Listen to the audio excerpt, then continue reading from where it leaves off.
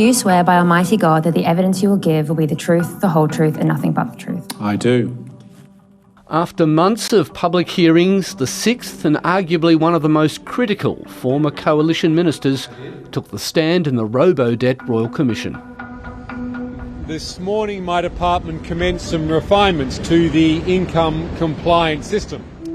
Stuart Robert was the Minister for Government Services when the Coalition's Robodebt scheme, designed to strengthen the integrity of the welfare system and claw back over $1 billion in savings, was unravelling. He said he became concerned about the scheme's legality shortly after taking over the portfolio in May 2019. My recollection is there was broad spread agreement we needed to get the Solicitor General opinion. Thanks for joining us tonight. But today, the former minister was shown the transcript of an interview he gave to 7:30 in July of that year, in which he strongly defended the program.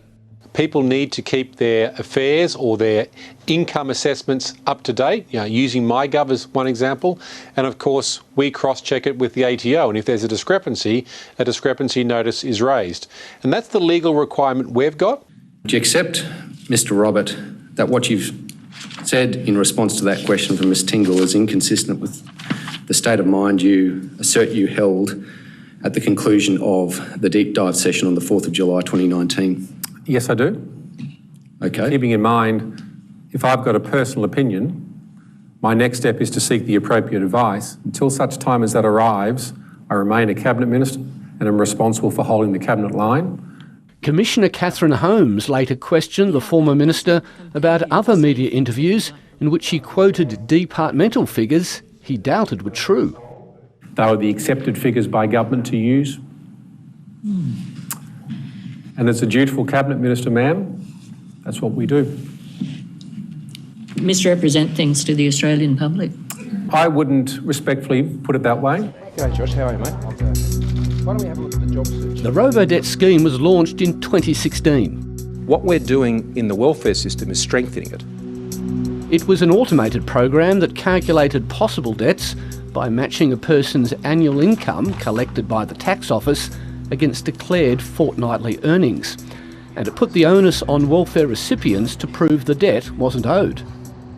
It was the stress of feeling that you're battling a system that was Kafkaesque. You would ask them a question and they just wouldn't answer, or they'd just repeat the same kind of thing. Oh, you just owe this money, just pay it. Penny Carlin said it became a nightmare. Her intellectually disabled son, Tim, who is on a pension but works 4 days a week for a government agency, received a $3,000 Robodebt letter in 2019. When I did get a letter, I just assumed it was an invoice and I put it aside. But then they sent a reminder out to my mum, who then told me about it. Penny Carlin has been following the Royal Commission and has so far been disappointed. Where has there been a minister, whether it be Scott Morrison, Alan Tudge or Stuart Robert, said, yes, the buck stops with me? It was the bigger picture of overall responsibility that Commissioner Holmes put to Stuart Robert today.